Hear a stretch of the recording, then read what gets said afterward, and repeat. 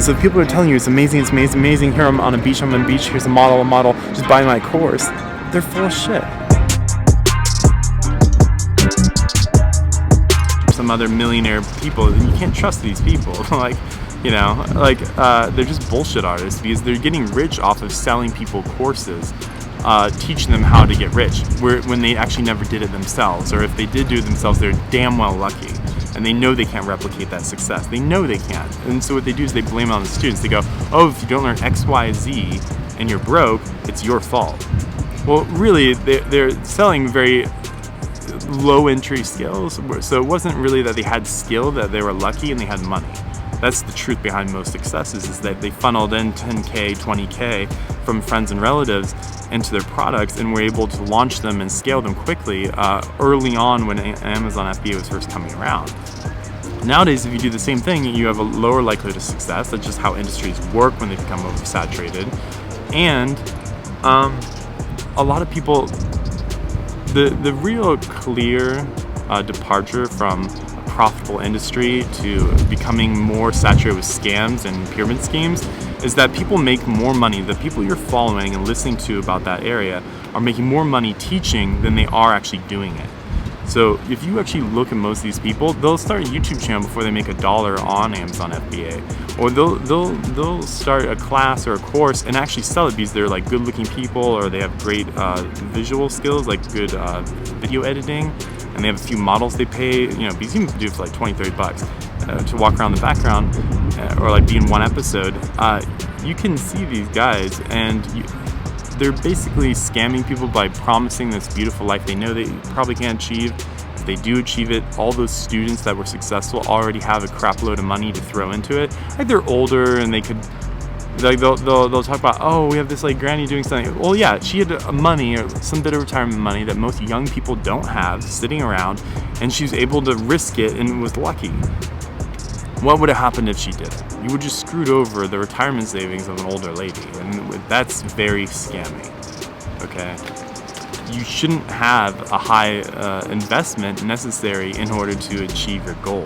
Like programming, yeah, you're paying for classes sometimes, but you have a skill that like everyone on every economist everywhere, anyone who knows anything about jobs says it's a really highly competitive job, right? And there's no lack of programmers. There's no surplus of programmers anywhere in the world. There's a huge lack in most countries and most industries. And so that's a very reliable career to choose. And even if it doesn't work out right away, it will eventually work out and become a career or something profitable. A lot of people, they're smart enough to know, oh, okay, this is a con, but it's not that they don't know that, it's that they think they can play the con. They think they can get ahead of all the other stupid people and take advantage of them and con them better. And then, there's enough believers in the dream that they can take advantage of them, and they're really only watching these videos and these courses so that they can go and make a course, and they can go and scam the next group of people, like a smaller group of people, but enough to make a living, enough to live on the beach and hang out with models and act like you're the next millionaire and next Ty Lopez. Like, that is a very, it's just a normal scam. You just gotta learn to recognize them, and they're worldwide, and obviously they're everywhere. And one of them in the digital nomad scene, it tends to be, not always, tends to be in the dropshipping and Amazon FBA communities. You'll see a very large group of people who don't have any real skills or experience trying to become millionaires, and that's a huge red flag.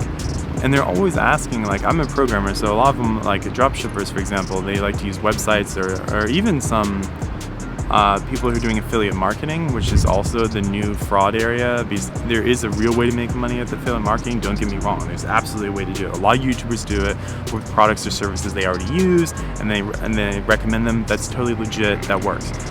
But there's people who are saying paid affiliate marketing is the way to go.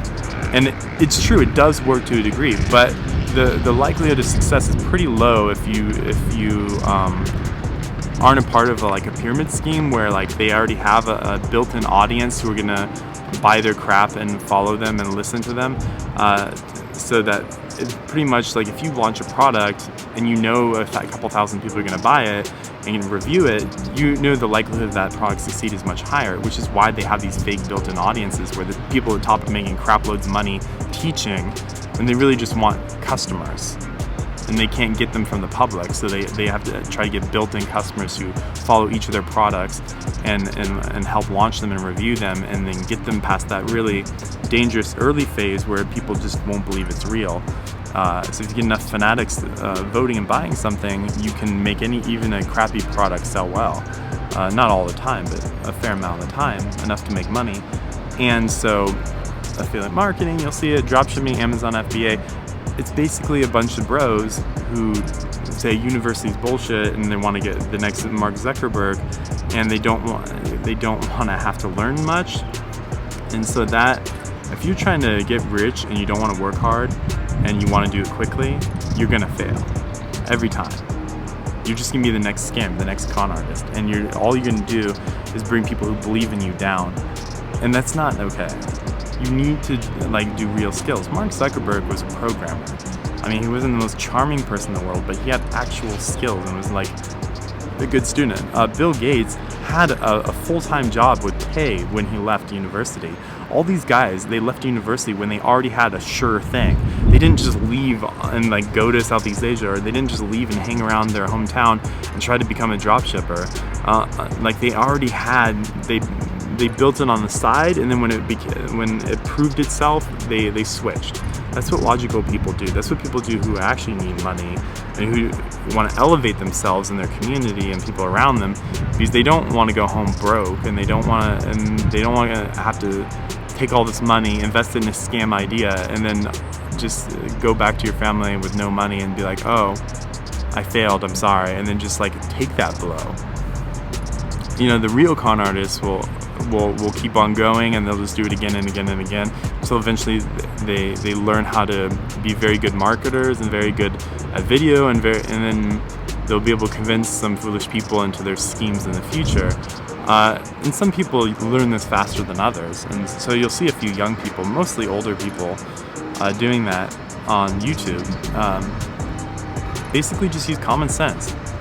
Ask yourself, are you learning any transferable skills so that you'll have a fallback if your plan doesn't work out, and you'll be able to change that and pitch yourself to working for somebody or even building a business in a completely different industry.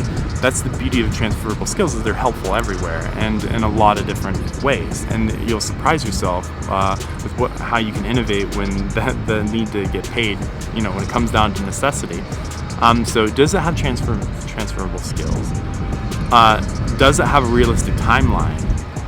And do the people who are teaching you it profit from teaching you it, and not in terms of education, but in terms of them wanting you to buy products, or wanting them to follow their networks, or join their clubs?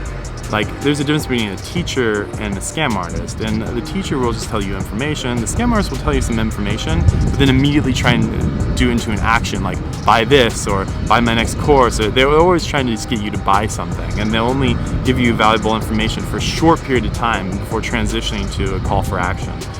And so, basically, even the worst programming course will teach you probably HTML and CSS, because it's so easy, it's hard to mess that up.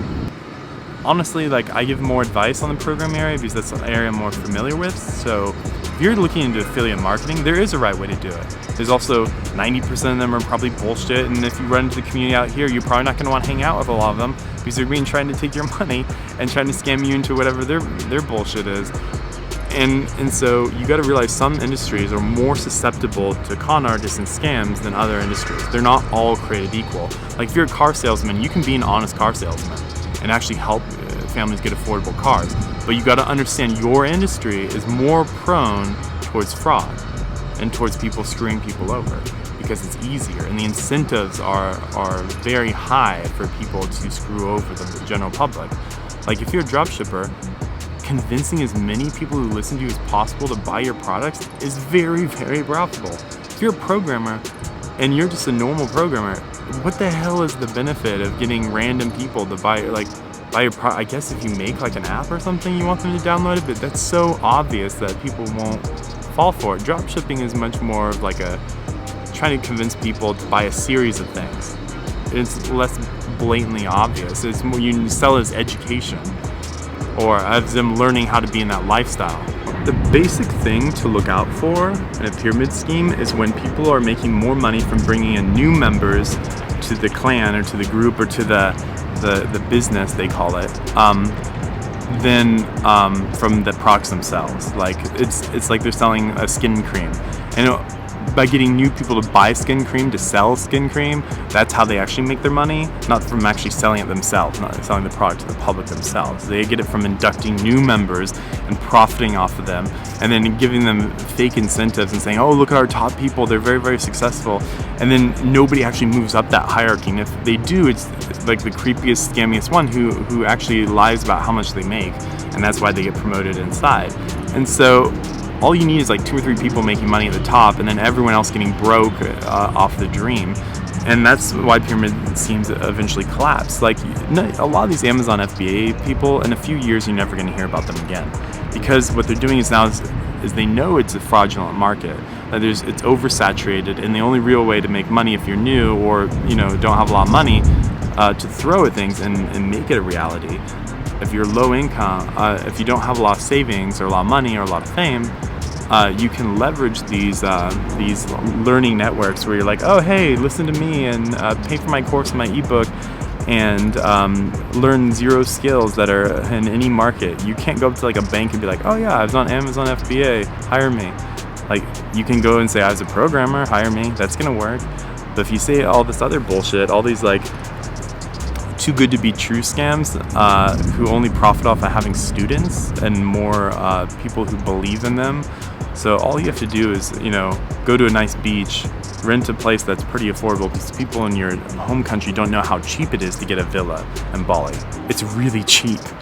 Like 99% of the people following you are paying more for rent probably than you are for a villa. Like, they just don't understand the geographical arbitrage that I'll talk about in other videos or earlier.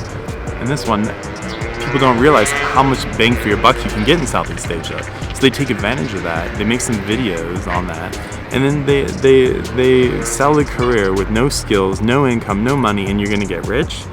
That's not how the world works. That's a delusion. They're taking advantage of people who actually need money in a very serious way, which is why I only recommend developer jobs, really, or you can do English teaching. It's just not going to pay very well, but it's a real job, and you can do it almost everywhere.